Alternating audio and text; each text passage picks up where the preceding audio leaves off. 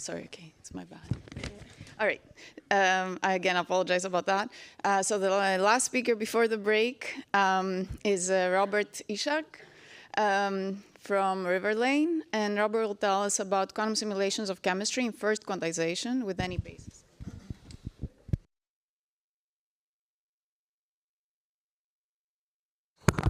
Can you hear me? Let's hope so. All right. So thank you for the invitation. It's a great honor to be here.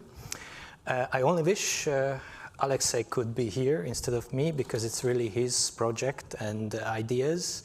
But for reasons beyond his control, he cannot be with us today. So you have to put up with me presenting his slides as kind of a last-minute stand-in. But I'll do my best. So let's see what's on the menu. So we will start with a fairly long preamble, like to motivate classically why first quantization. Then a few words about Pauli LCU for arbitrary basis sets, some resource estimates, and some outlook. And so if you come from the world of classical quantum chemistry like I do, like what you do for a living is usually trying to calculate the energy or in some other properties for chemical systems. And if you stumble into strongly correlated systems, and we heard a nice introduction to this from Birgit's talk, then usually you can split the correlation energy into two components, one a static or strongly correlated part and a dynamical or weakly correlated part. And well, I could add to a few things to what to that quotation from Garnet, but that would lead too far. The point being here is that usually we find static correlation by working in an active space. Like normally these are characterized by two parameters, number of electrons, number of orbitals listed in a bracket for the FIMO example, for example. But usually you have a lot more basis functions, so a lot more basis states. And so what's left outside is in this pragmatic definition, the dynamical correlation. And to give some account is, I would say, important in most chemical problems. So let's take a very concrete example of things or similar things I used to work on.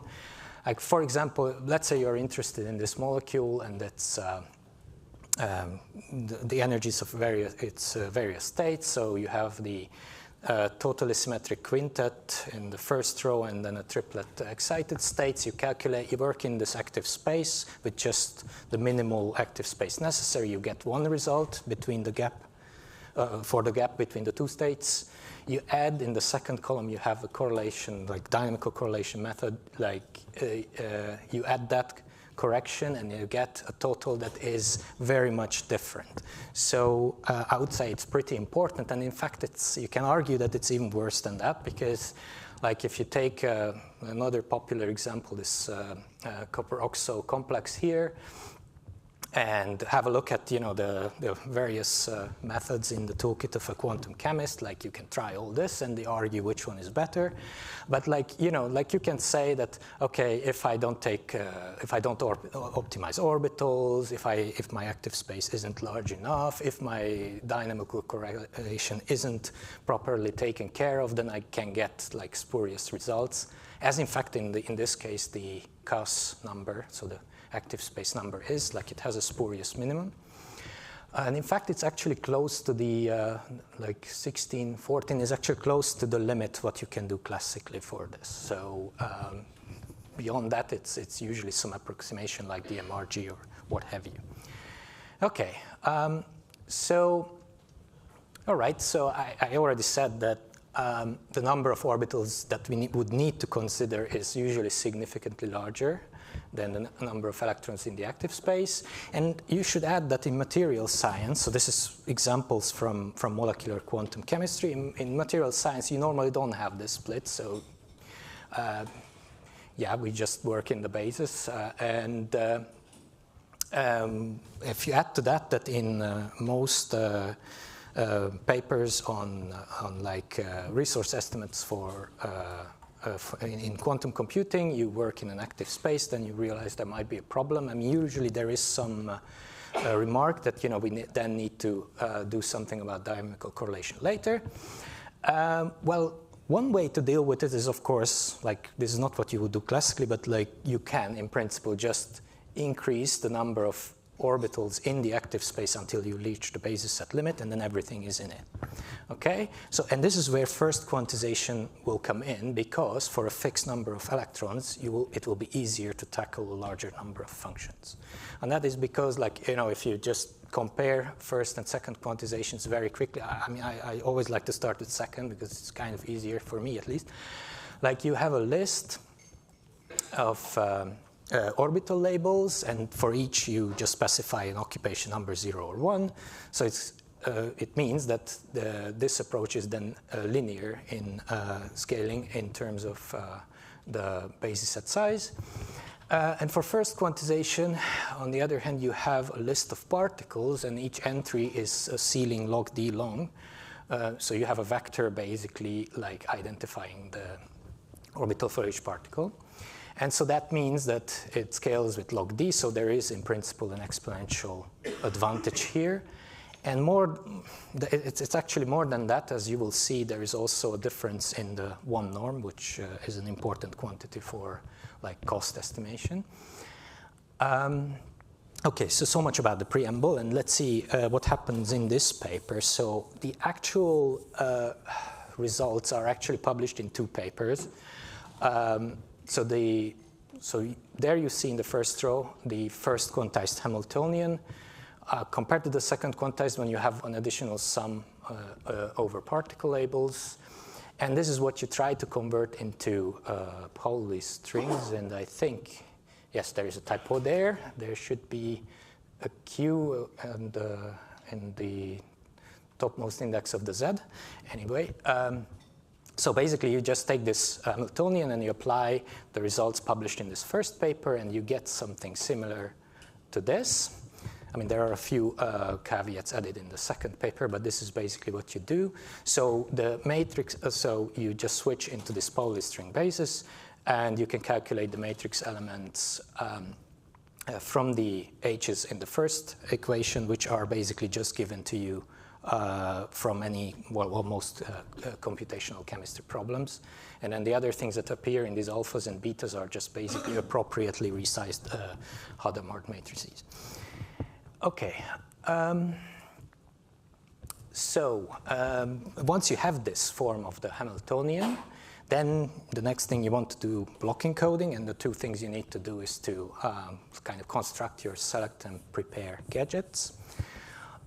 And then I will also show you like examples in which we use various space. So in this case, we will use Gaussian basis sets and so-called dual plane waves, which have the advantage that you can diagonalize the Coulomb interactions, so you will have less of a problem with input and output. And then we will have some resource estimates up to chemical accuracy. And I should say, so basically the select gadget will be just basically implementing that Pauli string there. And then for the prepare, we have, well, I have to acknowledge previous work done in the literature by people, many of whom are sitting in the literature for coherent Elias sampling and QROM.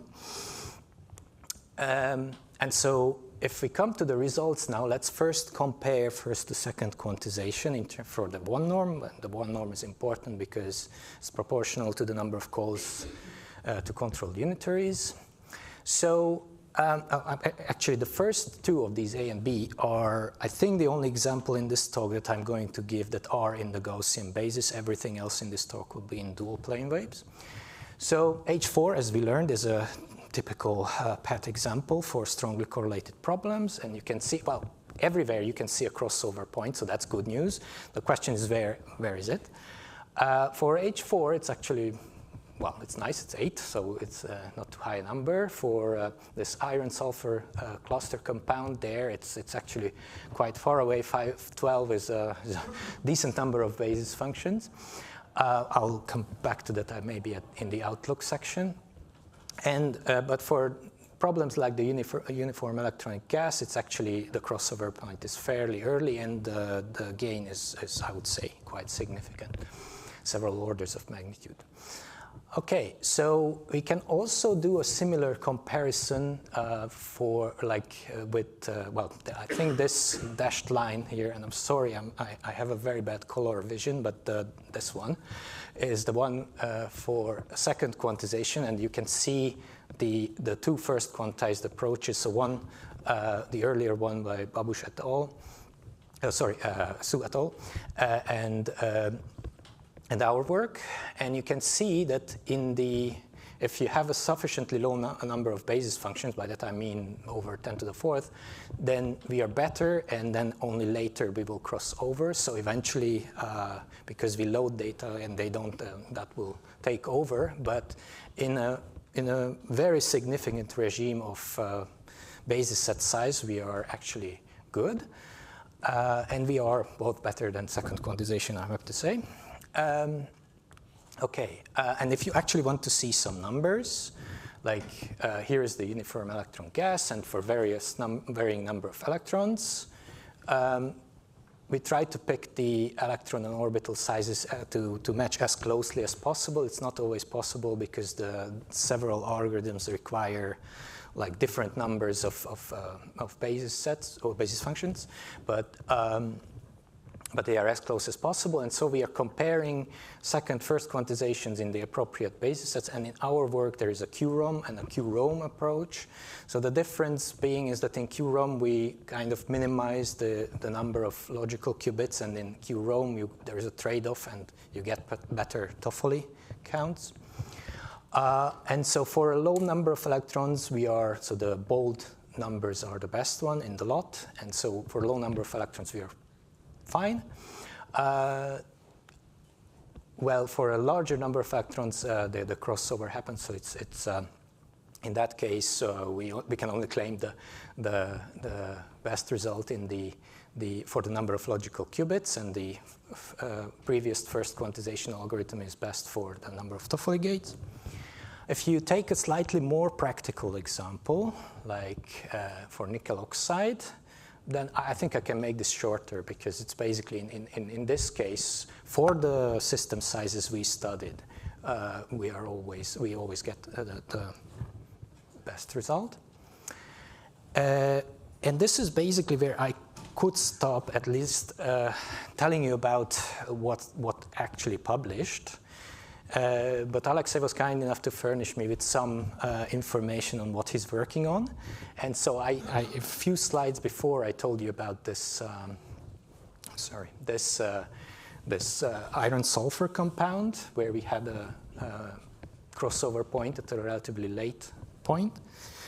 And so if I come back to that and introduce factorization into the equation, which is we heard in the previous talk, very important. Then you can see that this is pushed back to something around 32. So this is, again, very nice, H4. And yeah, we have that. The other example is that copper complex, for which I showed you in the beginning that, lots of different classical methods. So results look promising there as well.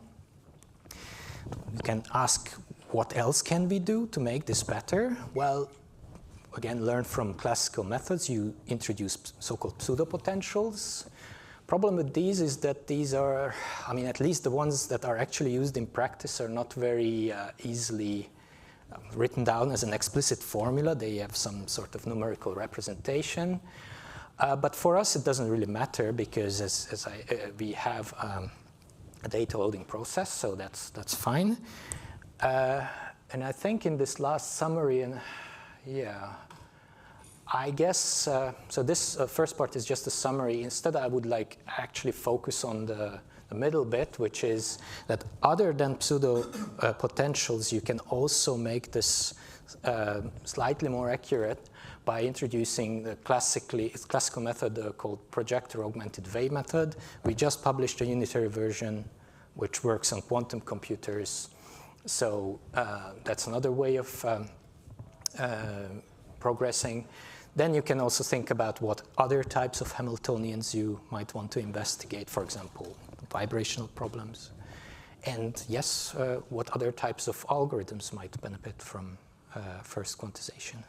Okay, and I hope that Alexei will have at some point the opportunity to present to this committee himself these results in the future, and it only remains for me to thank you for your kind attention.